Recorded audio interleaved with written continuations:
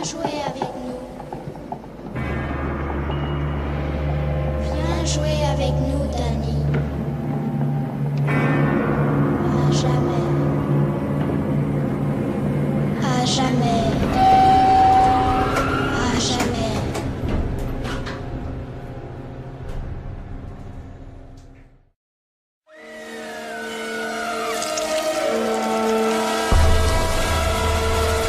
h 14h, émission spéciale sur le Move avec Stephen King.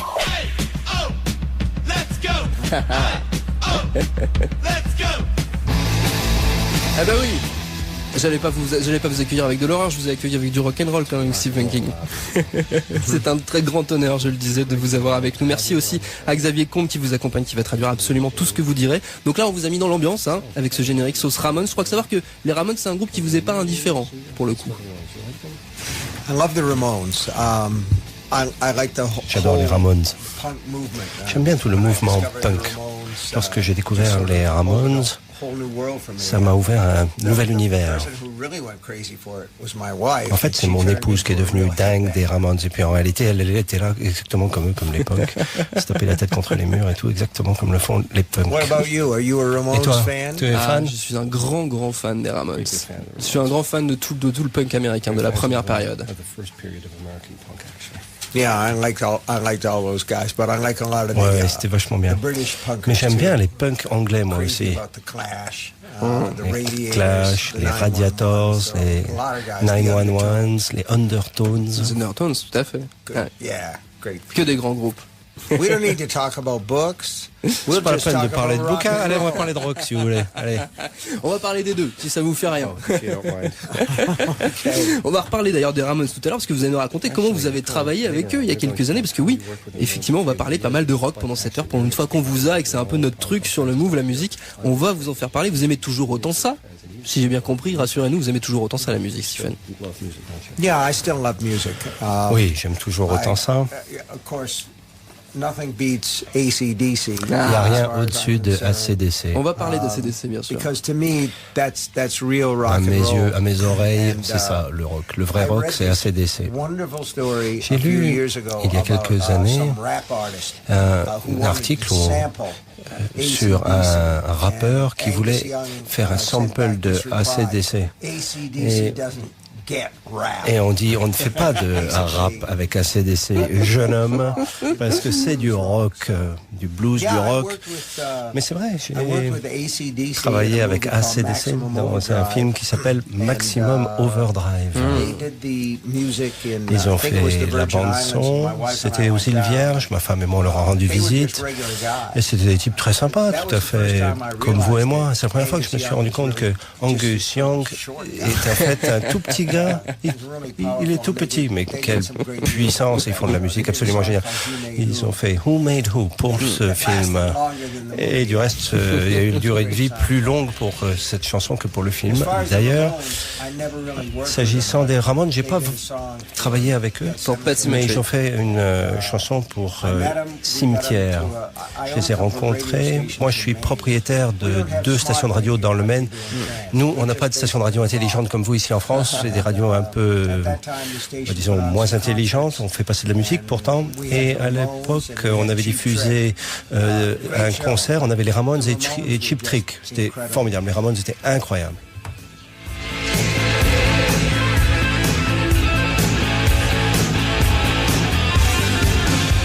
Ça, c'est Who Made Who, ça, c'est la CDC. That's the song they wrote for Yeah, you. right. Yeah. Great tune. Je me tourne vers nos amis auditeurs, ils en peuvent plus, les 12 petits vénards qui sont avec nous dans ce studio pour vous rencontrer. Je leur ai posé tout à l'heure une question, avant que vous arriviez, je leur ai demandé de réfléchir à quelle musique ils associeriez à votre univers. Alors, qui a trouvé? Qui veut commencer? Greg. Alors, Greg. Oui. Bon, moi, je vais forcément revenir sur la Tour Sombre, évidemment. Je That's my m'attendais au favorite. tournant. Par rapport à la musique, c'est vrai que tout à l'heure on évoquait un petit peu Ennio Morricone et de la musique épique pour illustrer la Tour Sombre. Mais comme le disait Stephen King tout à l'heure, c'est vrai qu'on pourrait faire une vraie bande originale avec le rock dans La Tour Sombre, parce qu'il y a énormément de morceaux qui sont utilisés. Il y en a un qui me vient forcément à l'esprit, c'est Velcro Fly from ZZ Top, qui est carrément utilisé Stephen King lève le pouce, il dit que c'est bien. Qui est carrément utilisé dans le 3e tome pour représenter en fait le tambour des dieux. C'est vraiment utilisé vraiment dans le contexte du livre. Donc c'est assez intéressant comme utilisation. Ça vous sert à ça, la musique Stephen King, ça vous sert à la fois à colorer, on va dire, la période temporelle dans laquelle on se trouve, mais aussi à donner de l'intensité à vos romans.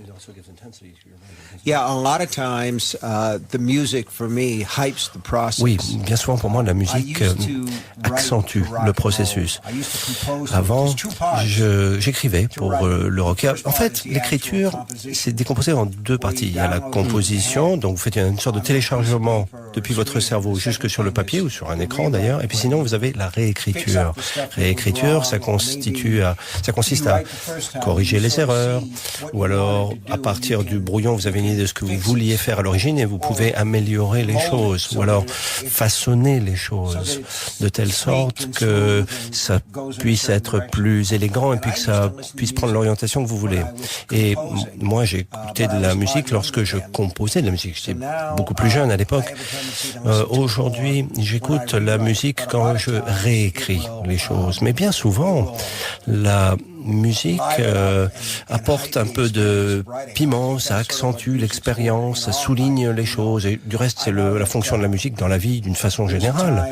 À une époque, je me baladais dans ma voiture, dans le Maine, et puis tout à coup, je vois gyrophare dans mon rétro. Les flics en français dans le texte. In America, 5-0, the po-po. Yeah. And they pulled up behind me. Donc les voilà dans mon rétro et le flic justement dit vous êtes à 70 miles à l'heure, 105 à l'heure. I'm sorry. J'ai dit je suis désolé. J'ai écouté Judas Priest. Donc j'étais tout enthousiaste et tout. Et puis j'ai mis le pied sur le champignon et puis il m'a laissé filer. Il a dit allez circuler. C'était génial. Et lorsque je travaillais sur le premier volume de la série de La Tour Sombre, j'avais vu le 3e film de la série Le Bon, la Brute et le Truand de Sergio Leone. Le cinéma était vide, il y avait un très grand écran, tout était très grand d'ailleurs à propos de ce film, et je me suis dit que ce serait formidable de faire ce genre de choses sous forme de fantastique. Et j'ai été très pris par la musique. C'était Ennio Morricone, vous connaissez le... Voilà. Anyway, you can't translate that. Non, ça se traduit pas trop, ça, non. Mais la version originale est très bien. Vous voyez ce que je veux dire? Donc j'avais ça à l'esprit. Et j'avais oublié cette histoire de Velcro Fly. Merci de me le rappeler. Donc ça, c'est dans le 3e tome de La Tour Sombre. C'est vrai que dans Velcro Fly, il y a une espèce de batterie incessante. Et moi, je voyais cela sur une très longue distance. Et c'est un peu incantatoire, vous voyez. Donc j'ai utilisé Velcro Fly de ZZ Top, mais une même chose de Painback par les Rolling Stones. La musique fait partie de ma vie. C'est plus difficile aujourd'hui d'utiliser cette musique parce que les gens sont plus sages et plus intéressés par l'argent que dans le passé. Dans Christine, il y avait 3 parties. Les chansons d'amour pour ados, des chansons de bagnole et des chansons de mort pour ados. Dans chaque chapitre de Christine, il y a un petit épigramme tiré de chansons.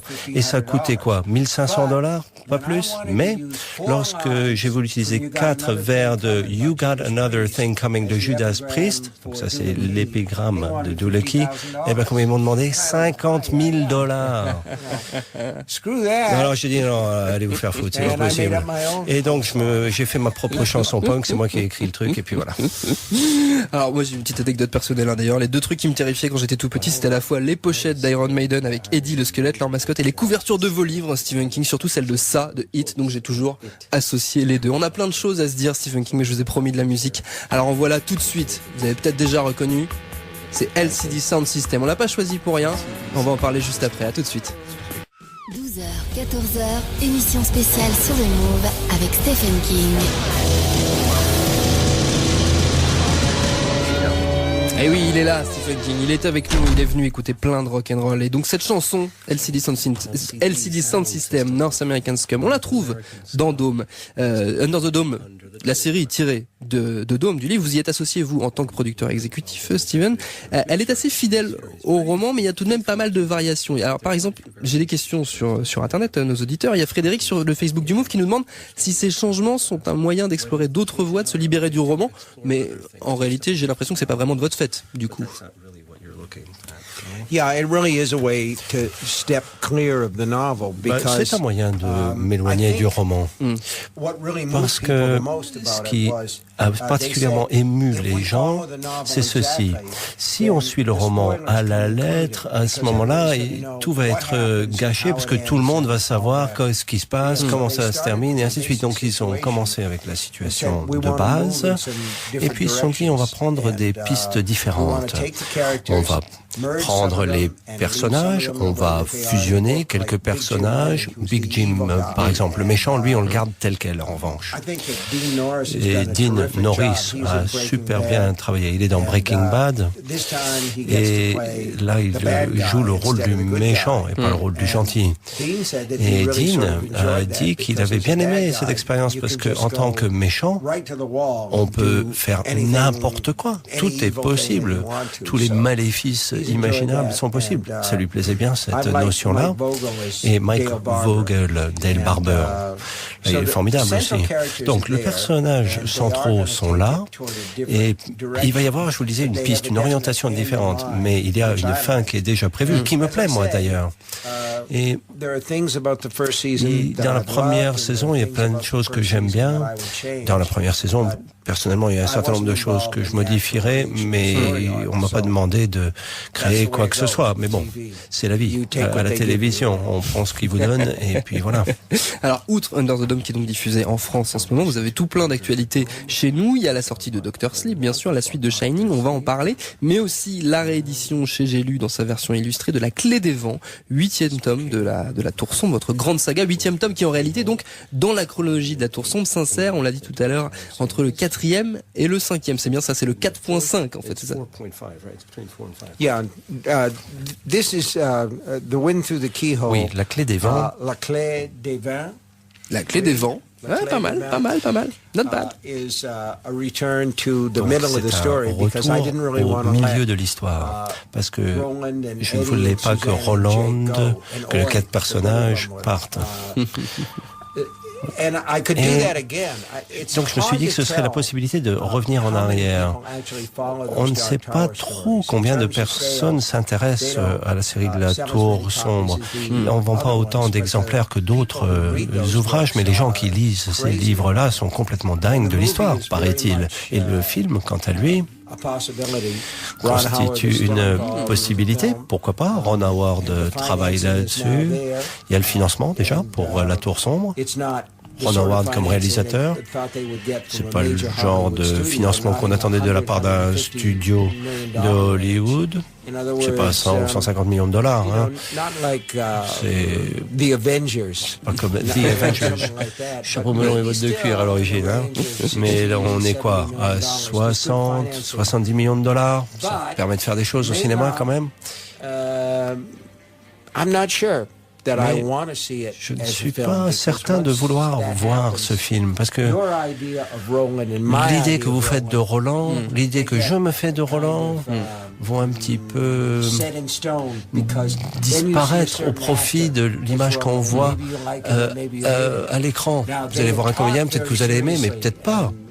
Donc, on a eu des discussions, on a failli faire un casting avec Javier Bardem pour jouer le rôle. Lui, Javier Bardem, il aurait été génial. Moi, je poussais pour que ça soit cette décision-là. Mais bien sûr, on envisage Justin Bieber.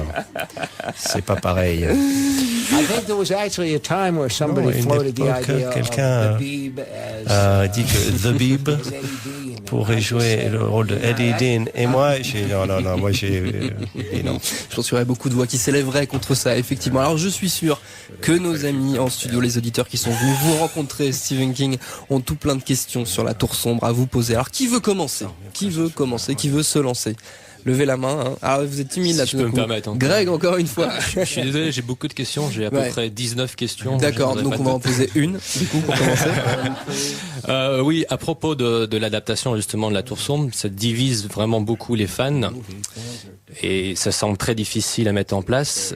Ron Howard a récemment déclaré que vous aviez vu son projet et que vous étiez confiant. Mais ça a pas l'air, ça concorde pas avec ce que vous venez de dire justement, que vous ne vouliez pas forcément le voir. Pourquoi est-ce qu'il aurait dit que vous étiez confiant dans ce cas-là? Well, I am enthusiastic. It's just that Confiant, you have doubts. sans doute, enthousiaste, oui, mais on a quand même des doutes.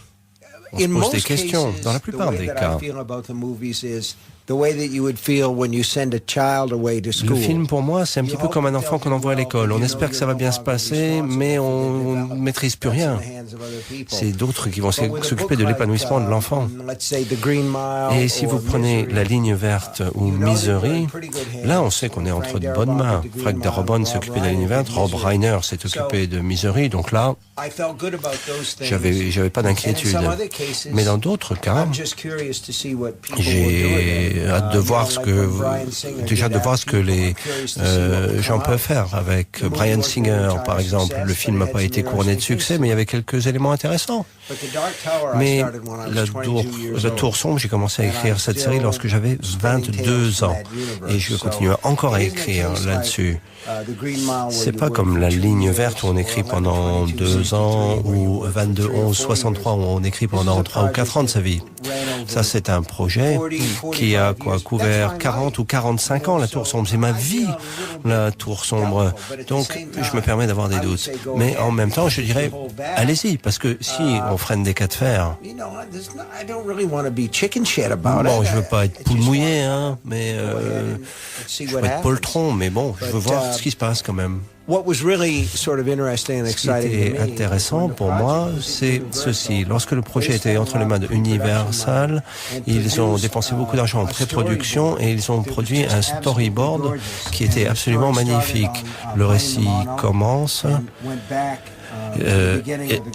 et ça remonte vers la fin et ça remonte au Pistolero. Mais ça commence à partir du 3e livre, Terre perdue. Et moi, j'ai beaucoup aimé ça. De ce qu'on retient de ce que vous venez de nous dire, c'est que l'attachement que vous portez de toute façon à cette série, je précise pour nos auditeurs qui ne vous voient pas, ou que vous portez même un t-shirt de Dark Tower tel que vous êtes devant nous. Et vous avez une jolie phrase pour résumer ce qu'elle représente à la fois pour vous, mais aussi dans votre œuvre, parce que c'est aussi très important ça. Vous dites que c'est le Jupiter de votre système solaire. Je trouve ça très joli. Yes, it is. C'est tout à fait ça. Et je suis très attaché au t-shirt aussi. Parce que ça fait 4 ou 5 shows que je suis en France. Et ce t-shirt a le mérite d'être propre. Il n'y a pas de taches de transpiration. Je suis pas du tout stressé parce qu'en voyant mes fans. C'est quelqu'un qui m'a donné ça avant-hier. Je faisais une dédicace et quelqu'un me l'a donné et je me suis dit, étant donné qu'on parle de La Tour Sombre, je vais porter ce t-shirt. Plus sérieusement, je suis attaché à mes personnages de La Tour Sombre. Et cette série, en réalité, ça constitue un roman. J'ai beaucoup travaillé là-dessus. Et puis je l'ai laissé reposer jusqu'à ce que les fans commencent à m'écrire en disant s'il vous plaît racontez encore des choses sur cette histoire. Et je me suis dit je sais pas, ça fait longtemps que j'ai rien fait là-dessus, peut-être que j'ai pas la même passion. Et puis je me replonge dans l'histoire et puis je me dis allez, je m'y remets et c'est un vrai plaisir. Le premier était difficile pour moi. Et puis Il y a eu des créatures qui sortent de l'océan pour manger 2 doigts du personnage, ce qui m'a surpris. Moi, j'étais le premier surpris. Je savais pas que ça allait se produire comme ça. Parce que c'est pas moi qui raconte l'histoire. C'est l'histoire qui me dit ce que je dois écrire. Moi, je suis secrétaire, vous savez. Et j'ai des assistants. J'ai 1 ou 2 assistants qui lisent les lettres des fans. Et c'est mes assistants qui m'ont dit que les fans étaient vraiment très pressants et voulaient que je continue à raconter l'histoire. Je précise qu'on a plein de messages, effectivement, sur Facebook, sur Twitter, de fans français qui vous supplient à tout prix de reprendre les aventures de Roland. Une autre question dans le public. Natacha. Ah non, c'est Alexandra. Je crois que il y a le micro qui attend derrière aussi. Bon, Natacha, Alexandra, tu commences et le micro ira derrière après. Puisqu'on parle de la Tour Sombre, il y a un personnage dedans qui a peuplé votre œuvre et qui est présent dans d'autres livres. C'est Randall Flagg, l'homme en noir. Et je voulais savoir, qu'est-ce qui vous a fait pour que vous le fassiez terminer comme ça? C'est cruel. Is it a sad ending to Randall Flagg that you're talking about? La fin tragique de Randall Flagg. I know he's still there at the end, but still. So tell us why.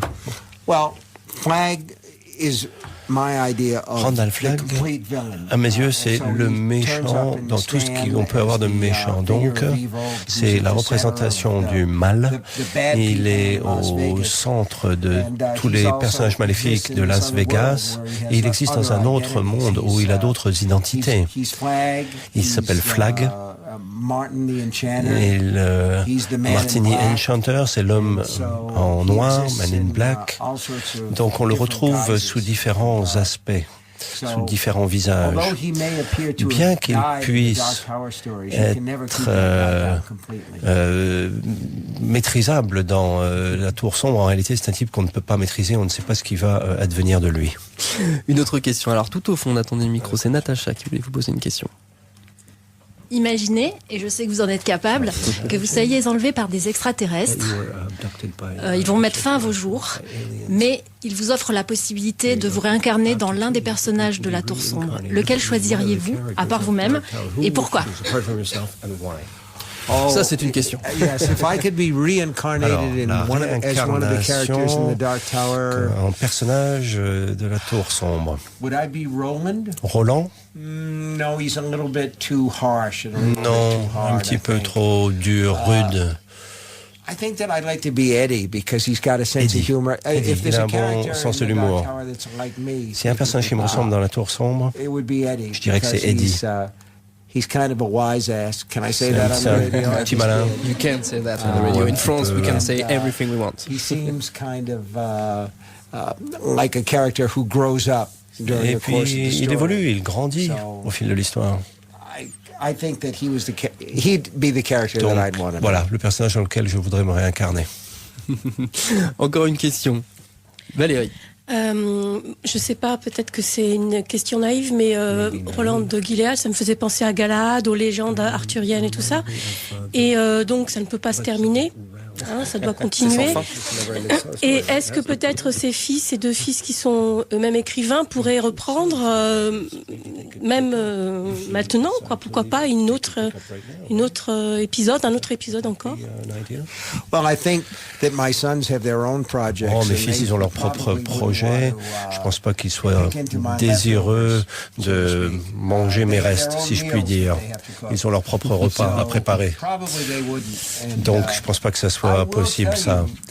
Mais je suis assez émerveillé par le monde de Roland. Et j'ai une autre histoire à raconter. Ici, la clé des vents. Ça, c'est une histoire qui suit l'histoire principale. Mais il y a une autre histoire qui s'appelle Les Petites Sœurs de Aluria. C'est une histoire de la vie de Roland jeune. Il y a plein d'histoires comme ça qui sont possibles.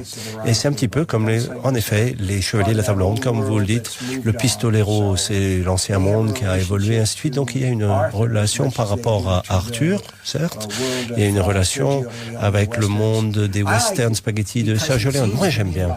Parce que c'est comme si ces mondes ces univers, intégrer plein de cycles de fantastique.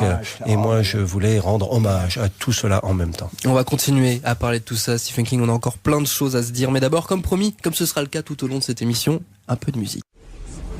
Émission spéciale Stephen King avec Thomas Rozek.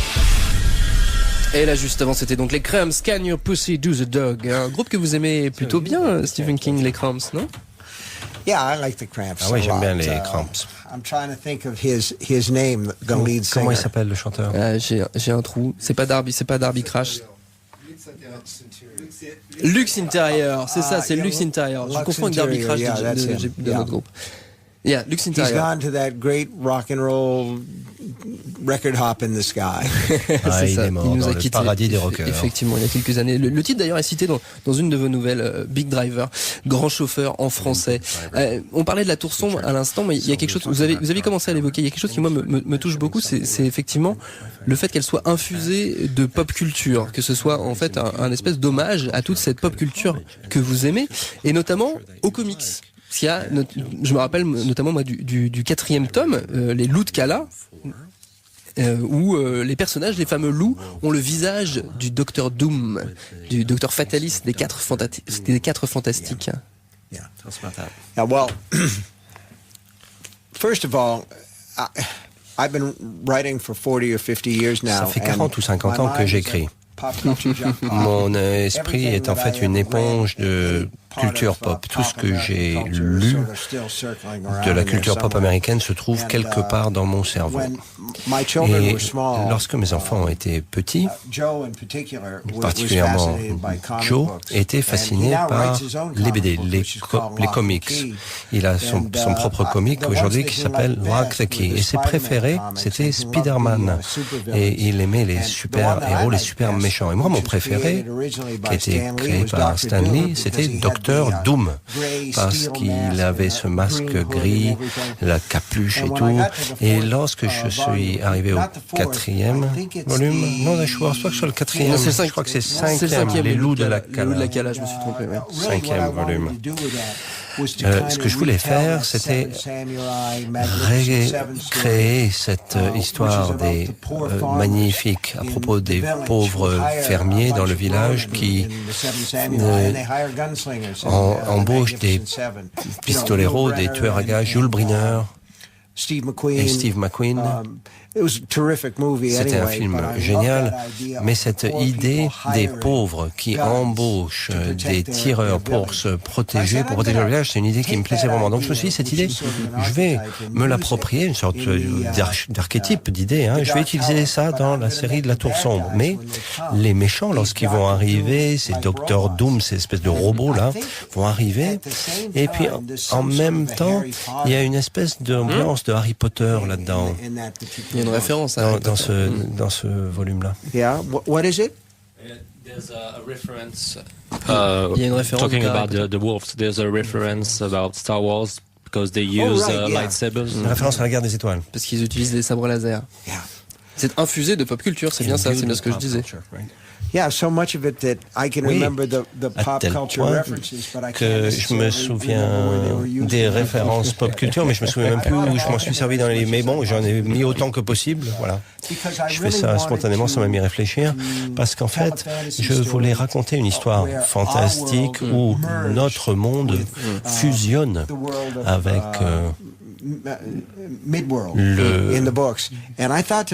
ce mi-univers du monde. Et ce qu'il y a de mieux là-dedans, c'est que je peux prendre la culture américaine de différentes périodes. Lorsque Odetta Holmes passe à travers la porte, elle est des années 60. Jake, lui, c'est un gars des années 70. Puis il y a Eddie, lui, c'est un gars des années 80. Donc vous voyez, il y a 3 époques différentes que j'ai réussi à intégrer grâce à ces personnages. Et comme vous dites, c'est infusé musée de culture pop parce que moi, je n'ai strictement rien contre les Seigneurs des Anneaux, tous ces tomes. Et Tolkien a fait un travail génial.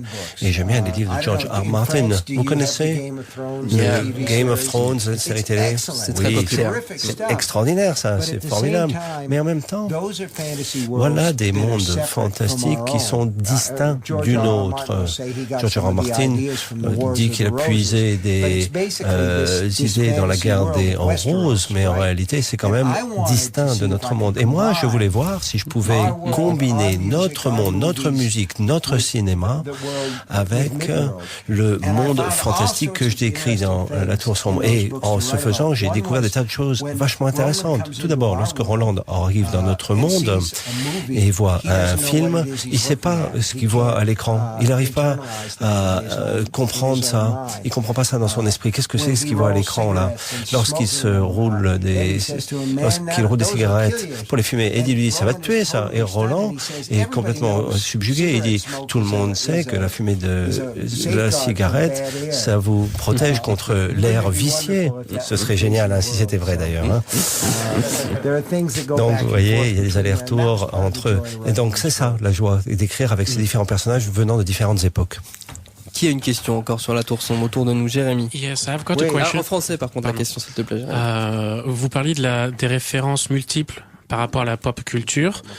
J'ai une question plutôt par rapport aux références de La Tour Sombre par rapport à l'ensemble de votre œuvre que j'évoquais tout à l'heure justement. Étant donné que La Tour Sombre en théorie c'est fini ou c'est bouclé, etc. Je me demandais si par rapport à Dr. Sleep on retrouve les True Notes.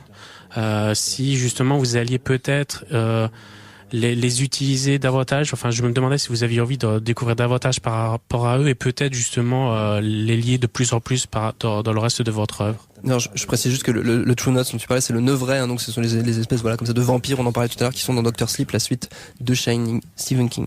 The short answer is I don't know. Eh bien, je n'en sais rien. Mais il m'est toujours apparu que la tour sombre,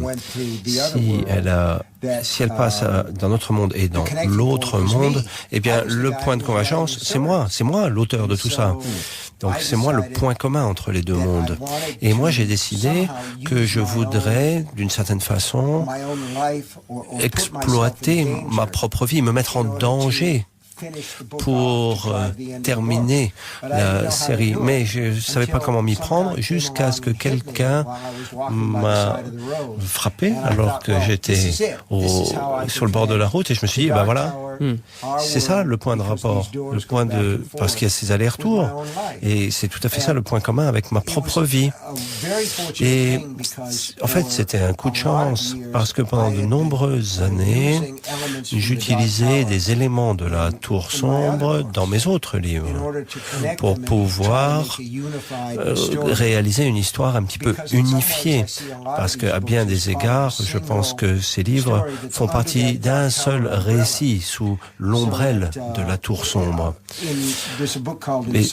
Et dans Insomnie, livre que personne ne lit, mais c'est un livre de la Tour Sombre, parce que tout cela, c'est le Crimson King qui est le point de convergence là-dedans. Et en réalité, c'est un gars qui a un avion plein d'explosifs qui est en train de vouloir se suicider en jetant l'avion dans un grand immeuble. C'était écrit avant le 11 septembre, mais il y a quand même des points communs.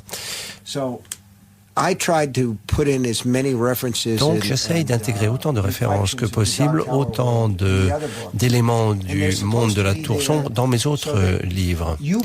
Le but, c'est que vous, lecteurs des autres livres, voient les références, mais les gens qui ne lisent pas, qui n'ont pas lu la Tour Sombre, profitent quand même des autres livres. Même s'ils ne voient pas les références, c'est pas grave. Donc, il y a le nombre 19 de manière répétitive, parce que le 19, c'est l'histoire de cet accident que je vous relatais, et le 19, c'est très important. C'est un thème très important dans la Tour Sombre, c'est un nombre chargé de pouvoir. Dans les autres livres, par exemple, Dôme, Et Dr. Sleep, eh bien, on voit encore le nombre 19, répété de nombreuses fois, bien que parfois ça soit un petit peu caché. Par exemple, vous aurez une adresse en numérologie, vous faites une petite addition et vous arrivez à 19. Je m'amuse avec ça. What they call them on the computers, Easter eggs. They're like vous avez les œufs de Pâques, les Easter eggs, les œufs de Pâques cachés sur le clavier. Qui sont cachés, qui sont cachés comme sur Internet. Alors justement, vous m'offrez une transition parfaite de Stephen King. Parlons un peu de Dr. Sleep qui vient de sortir en France, la suite donc de Shining. Pas mal d'auditeurs nous posent sur les réseaux la même question. Pourquoi une suite à ce roman-là en particulier?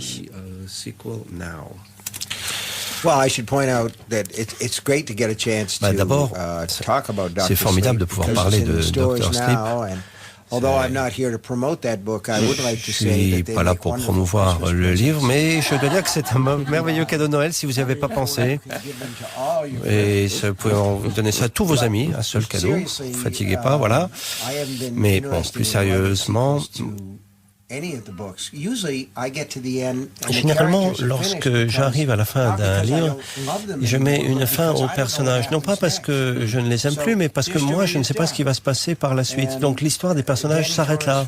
Danny Torrance, en revanche, c'est l'exception. C'est le seul personnage de mes livres qui me revenait sans cesse à l'esprit. Et du reste, il y a pas mal de lecteurs qui me disaient lors de dédicaces, « Et ce petit garçon, Danny Torrance, qu'est-ce qu'il est devenu ?» Parce qu'il a eu une enfance terrible, il était dans l'hôtel Overlook, il voit les fantômes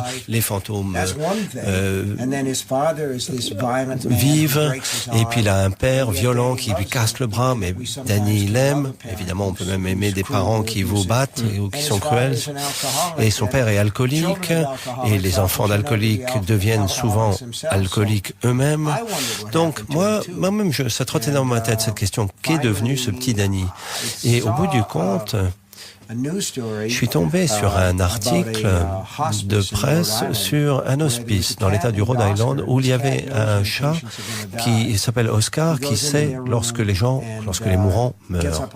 Il monte sur le lit des patients mourants et moi, ce qui m'intéressait, c'est que les patients n'ont pas peur de ce chat. Ils ne sont pas horrifiés lorsqu'ils voient arriver ce chat, ils l'accueillent comme on accueille un ami. Et moi, je me suis dit, Danny Torrance pourrait être l'équivalent humain de Oscar, ce chat de la mort. C'est ce que j'ai fait dans Dr. Sleep et c'est là que commence le récit. Mais j'ai surtout écrit cela parce que moi-même je voulais savoir ce qu'il allait devenir, ce petit Danny Torrance. Nous aussi, on était très curieux et nos auditeurs sont très curieux. Ceux qui sont en studio aussi, ils ont des questions à vous poser sur Dr. Sleep. Qui veut prendre la parole en premier? Il y en a quelques-uns qui l'ont lu. Ah, vous savez, vous êtes tous très timides, dis donc. Thomas, derrière. Moi, j'ai une question peut-être un peu plus générale. J'ai une question plus générale. Je voulais savoir qu'est-ce qui vous fait peur, en fait? Ah, ça, on la lui pose souvent, ça. What am I afraid of myself? De quoi j'ai peur, moi? Well, I could tell you, but I'd have to kill you. Si je te le dis, je suis obligé de te tuer. No, I'm afraid of... Vous avez peur de perdre l'esprit, vous l'avez dit il n'y a pas longtemps. Losing your mind. I'm afraid of losing my mind. Perdre l'esprit, oui. Ça me fait peur. As we get older, one of the à mesure que nous vieillissons, that I'm afraid of is Alzheimer's disease. À mesure que je vieillis, moi j'ai peur de la démence sénile, la maladie d'Alzheimer, le fait de perdre mon esprit, parce que c'est ça qui me distrait, qui me maintient en vie intellectuelle depuis des années. Mais on parlait de ça l'autre soir. Et mon assistante, Marsha, m'accompagne pour ce voyage. C'est elle qui est là-bas. Vous la voyez? Avec les lunettes et le pull rouge. On est allé au Moulin Rouge. Ah bah dis donc. Oh là là. Oh. But Marsha m'a dit, il y a une partie qui me plaît pas parce qu'il y a une femme qui nage au milieu des serpents. Et elle a peur des serpents, Marsha. Mais moi, j'ai pas peur des serpents. Moi, j'ai bien aimé. Vous voyez, il y a une sorte de grand aquarium. Il y a une femme peu vêtue. Elle nage au milieu des serpents. C'était génial. Moi, j'ai bien aimé ça. Mais moi, j'aime pas les araignées. Je suis arachnophobe. Je déteste les araignées. Les chauves-souris. Une fois, j'ai eu une chauve-souris dans les cheveux. J'aime autant vous dire que j'ai pas aimé. Il y a les choses qui nous amusent ou qui nous font peur. constituent des phobies subjectives. On a chacun nos propres peurs. Quand j'étais gamin, j'avais peur de m'endormir avec la porte du placard ouverte. Parce que je me suis dit qu'il y a quelque chose qui allait sortir du placard. Mais s'il y avait un monstre dans le placard, on se dit qu'il serait suffisamment là pour ouvrir la porte du placard, non? Bon. Mais bon, c'est pas très rationnel quand on est gamin. Je voulais m'assurer que j'avais les pieds sous les draps, parce que je pouvais imaginer un monstre qui pourrait simplement m'effleurer, voyez. Et ça fout la trouille. Ah, vous voyez, hein, vous êtes d'accord avec moi en fait, hein, vous avez un peu les mêmes peurs que moi. Moi c'est les clowns, mais c'est à cause de vous en plus. Alexandre a une question pour vous. But you know, can I say something about that? Les clowns. One of the things that interested me, I got the idea for this book. Cette idée de ça. Yeah. Ça. And it has a terrifying cover. Et la couverture est terrifiante. On voit le clown.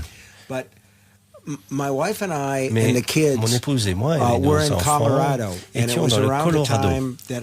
À cette époque, j'écrivais Shining et Le Fléau.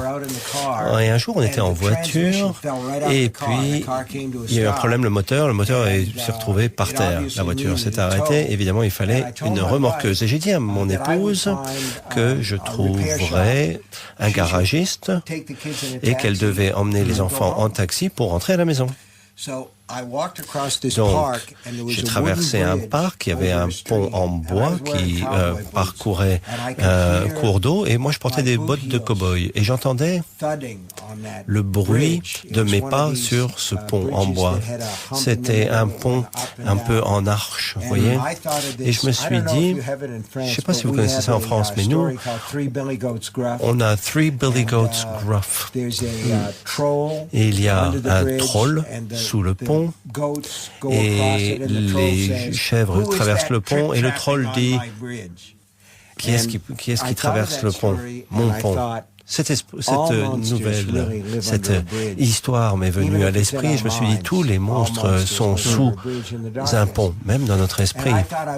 Et je me suis dit que j'allais écrire un livre avec tous les monstres. Je voulais en fait faire une sorte de synthèse, une sorte de collection complète de tous les monstres possibles. Il m'a fallu un moment pour pouvoir commencer le récit, parce que c'était un grand projet quand même très ambitieux. Puis je me suis dit, qu'est-ce qui fait le plus peur dans l'esprit d'un enfant? Et la réponse, c'est les clowns. Les clowns foutent la trouille aux enfants. Vous allez au cirque et votre mère vous dit, on va voir les clowns. Tu vas t'amuser. Et le gamin voit le clown. Qu'est-ce qu'il fait, le gamin? Il se met à hurler, il pleure. Parce que, il faut bien le dire, les clowns font peur. Pourquoi est-ce qu'on peut penser que les enfants aiment les clowns? Vous aimiez les clowns, vous, quand vous étiez gamin? Tout le monde dit non. Tout le monde dit non. Maybe that's what it takes to be a Stephen King fan. Voilà, you have to hate clowns. Il faut détester les clowns. Il y a un truc. Non mais non, j'avais une. Alexandre avait une question. On va la poser juste après, mais d'abord, on va écouter un truc qui peut faire peur aux personnes âgées. Parfois, vous allez voir, c'est du rock'n'roll. Émission spéciale avec Stephen King. Et ce morceau, Stephen King, Steve Upper Lip d'ACDC, c'est pas n'importe quoi pour vous. Je crois, sans me tromper, que c'est un de vos morceaux favoris, carrément. Yeah, it's a great track. My son Joe came in with that CD. Mon fils Joe est arrivé avec le CD et il m'a dit, papa, il faut que tu écoutes ça. On était en Floride, il a mis le volume sur 10 et puis le toit est parti en éclats. C'est un peu comme si ACDC avait pas fait de chansons qui m'avaient pas aussi ému. C'était vraiment formidable et puis je commençais à danser, c'était absolument génial. I'd like to see you dance. Alexandre avait une question pour vous. Alexandre. Oui, bonjour Stephen King et merci pour votre œuvre. Et pour rebondir sur ce qu'on a dit tout à l'heure sur ce qui pouvait vous faire peur. Merci beaucoup. J'en perds mes mots. Donc pour rebondir, ce qu'on avait dit tout à l'heure sur les peurs, est-ce qui vous fait le plus peur, au travers de vos romans, même si vous écrivez sur des fois des créatures fantastiques, les vampires, les fantômes, etc. Il y a quelque chose qui fait encore plus peur, c'est les êtres humains, tout bêtement, puisque comme dans La Tempête du siècle, Rage, Brume, Under the Dome, ou Le Fléau, ce sont des personnages humains normaux qui sont forcés à vivre en communauté, fermés, et qui découvrent leur vraie nature et qui se révèlent être pire que des créatures de cauchemar pour quelquefois, mais pour la plupart du temps, c'est l'être humain qui fait le plus peur dans vos romans, et c'est ça qui est vraiment terrifiant finalement. Ouais, le réel est presque plus effrayant que le réel. La part de réel dans vos romans est finalement peut-être ce qui est le plus effrayant parfois. Oui, on aime bien les histoires sur les vampires, les loups-garous et les fantômes parce que on sait que ce ne sont pas des personnages réels.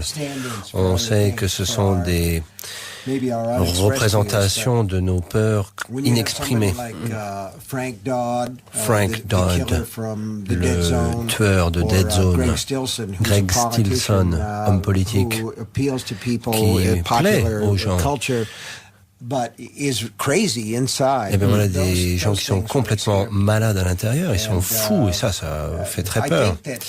Et s'agissant de Dôme, le roman, moi je me suis dit, nous vivons tous sous un dôme. Nous sommes sur cette petite planète, on est coincé là, sur cette planète, on a des ressources limitées, on a des responsables politiques qui peuvent être dangereux, aller à l'encontre de nos intérêts, donc on vit avec ça. Et je me suis dit, je vais prendre ça, créer un microcosme et prendre une ville, mettre un dôme par-dessus et voir ce qui se passe. Et les gens responsables devaient, à mon avis, représenter les pires hommes politiques de l'histoire des États-Unis, George W. Bush, le fils, et son vice-président Dick Cheney. Donc, le responsable, il est charismatique, homme politique pas très bon, et je voulais que le Dick Cheney soit le personnage qui soit le marionnettiste en quelque sorte, celui qui tire les ficelles. Donc je me suis éclaté à faire ça, et voilà la dynamique que j'ai créée avec ce duo maléfique Bush-Cheney, parce que voilà deux hommes politiques qui ont été associés à un comportement maléfique mais aussi complètement con, quoi. J'ai voulu m'éclater à écrire là-dessus. C'est ça qui est génial. C'est qu'on peut cacher le monde réel sous forme d'allégorie. Très bien. Est-ce qu'il y a encore des questions sur la tour sombre peut-être ? Ah non, pas forcément. Pierre. Alors, oui, non, c'est pas sur la tour sombre. Hello, hello maître.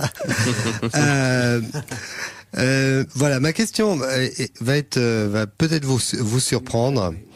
Tout à l'heure, Alexandra parlait d'une évolution de votre style en parlant d'un style devenant plus poétique. Moi, je me suis rendu compte, alors qu'on vous catégorise souvent comme un auteur vraiment fantastique, terrifiant, etc., que dans ça, par exemple, vous aviez mis en scène une magnifique histoire d'amour entre Bill et Beth, que dans l'histoire de Laizé, vous aviez mis cette là aussi par-delà la mort, un petit peu comme dans Peter Ibbotson, l'histoire de du coup la question. Ouais. Parce que le temps passe très vite, c'est pour ça. Et enfin, et surtout dans 22-11-63, l'histoire d'amour est vraiment prééminente. Est-ce que vous n'êtes pas aussi un grand auteur romantique? Yes, I am a romantic writer. Mais oui, je suis un écrivain romantique. Vous m'avez percé à jour. Et ce qui est important, c'est que Les romans romantiques, c'est très important pour moi. J'aime bien les histoires d'amour. Je veux pas que ce soit une histoire d'amour à laquelle on ne croit pas. Je crois que l'amour entre deux êtres humains, c'est très beau. Et je pense que cela constitue un contraste saisissant par rapport à ce qui est sombre dans la fiction et que je relate aussi. Comme c'est le cas pour les autres personnages et événements, ce que je veux faire, c'est raconter la vérité. Par exemple, la façon dont les hommes et les femmes réagissent à des choses horribles, mais lorsqu'il y a une attirance mutuelle entre les hommes et les femmes, j'essaye d'expliquer comment cela évolue. Et si cette histoire-là, vous pouvez la raconter de manière authentique, ça peut être très émouvant. Moi, j'aime beaucoup la relation entre Jake et Sadie dans 22-11-63 et dans l'histoire de Lizzie. Je voulais faire appel à mes propres expériences d'écrivain et d'écrire certains de mes sentiments de la vie de couple. Ma femme et moi, nous sommes mariés depuis environ 40 ans, une quarantaine d'années. Et moi, ce qui me plaît dans ce type d'amour, c'est que ça vous cloisonne entre le couple d'un côté et le reste du monde. Et ce qu'il y a à l'intérieur, de l'autre côté de la cloison entre ce couple, eh bien, c'est secret. L'histoire de Lizzie, c'est un homme et une femme qui peuvent voyager à Bouyamoun, un autre monde. Et à mes yeux, c'était tout à fait une représentation de l'amour. L'amour, c'est un lieu secret, un lieu où on se rend, c'est intime. Et je vous parle pas simplement de la sexualité dans l'amour, je vous parle aussi de la vie que partagent deux êtres humains, et on ne voit pas à l'intérieur de cette vie, évidemment, quand on est à l'extérieur. Et pour moi, c'est très beau, c'est très romantique, mais pour décrire cela dans l'écriture, il faut être authentique, il faut être réaliste. L'amour, c'est réaliste, mais c'est aussi chargé d'émotions, tout comme la musique. Et justement, la musique, parlons-en, écoutons ça.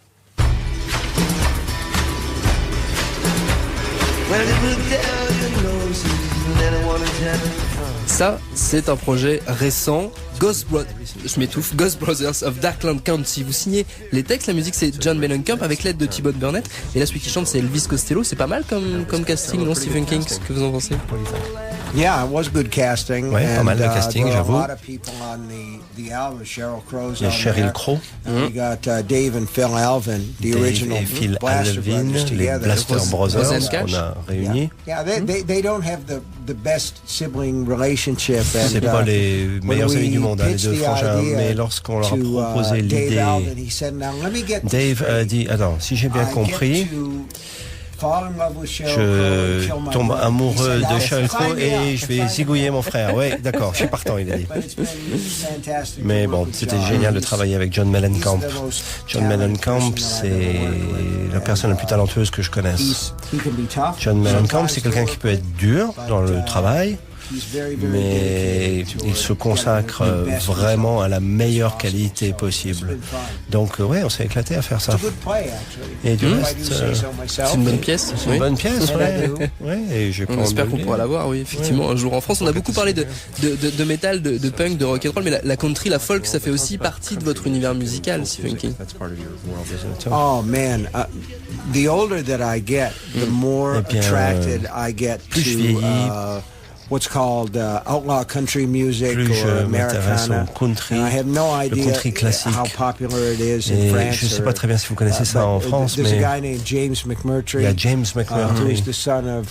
fils de Larry McMurtry, écrivain qui a gagné le prix Pulitzer, formidable écrivain, et James McMurtry, c'est un des plus talentueux chanteurs aux États-Unis. Mais il y a un country, il y a Alan Jackson qui fait du country western, lui bourré de talent, il a un formidable sens de l'humour, ce gars-là. Mais vous savez, Ray Wiley Hubbard, Merle Haggard, les Outlaws, George Jones qui vient de mourir dans l'histoire de Lizzie. Je voulais parler de Hank Williams parce que ça relate bien les émotions que je veux faire passer dans ce roman, l'histoire de Lizzie. Mais moi, j'ai découvert Marty Stewart alors que je voyageais aux États-Unis. C'était en 1988, je crois, et je me suis dit, Mais bon Dieu, c'est comme la musique rock avec laquelle j'ai grandi. J'ai entendu Marty Stewart faire du hillbilly rock, c'était comme Carl Perkins ou Johnny Cash. Les gens, ce monsieur ici m'a donné un livre pour enfants sur le rockabilly des années 50. Et c'est très bien, cette culture pop, rock, country classique, j'adore. Merci beaucoup Stephen King, merci infiniment d'être venu nous voir aujourd'hui. Merci beaucoup. Et merci à tous nos amis auditeurs d'être venus, d'avoir participé à cette émission en studio et sur les réseaux évidemment. Merci aussi à Xavier Comte pour la traduction. Merci à toute la rédac du Move, à l'équipe du Move.fr. Merci à Nico Depagrave qui a assuré la technique. Merci à Corinne Pellissier qui a coordonné tout ça. La journée frisson, c'est pas fini sur le Move. À 15h, François Saltiel vous proposera un Franco-Sonic ambiance angoisse.